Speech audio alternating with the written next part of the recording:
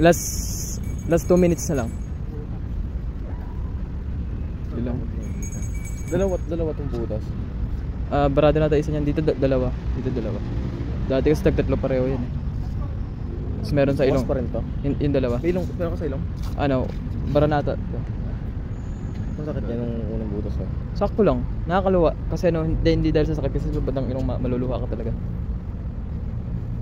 Pag ginagalaw mo medyo masakit siya. Saka pero ano pa, wala pang 1 month nang gumaling sa ano. Siguro kasi depende yan sa pain tolerance ng tao eh. Oo. Hindi naman ako isang beses nagpabuti sa ilong doon. Siguro malas 3 na. Pinapay ka naman nakapamagay. Malaki na daw ako. Ano daw bahala. So baga parang hawak ko yung decision ko sa buhay. Pero ginagay niya lang ako kung tama pa ba ginagawa ko o hindi no. Ano taro pa ko? Ngayon, 37. Okay. Ikaw? Mga 19. Hindi nun 1 minutes and 10 seconds na lang. ilang taon na siya? Tamad na.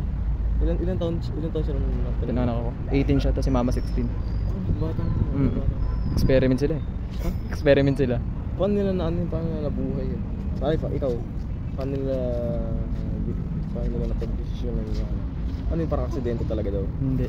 Nag-desisyon lang talaga. It's not makul sila dati. Patay na patay yung nanay ko sa tatay ko dati. Kulit? Oo.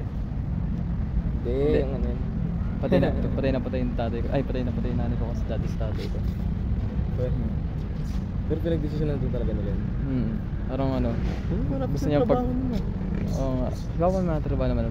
Magka-college dapat si Papa sa probinsya niya kasi nasa malaking pamilya sila. Pero hindi niya ginawa kasi buntis na si Mama. Pinananggutan niya si Mama. Ikaw na to. Sikit, Shane Reed. High school graduate si Papa. Kung ano na dati pinapasok ng trabaho dati. Pero ngayon ano na siya? OIC. Parang manager sa gun shop. Gun? Gun shop. Kasi North, second floor.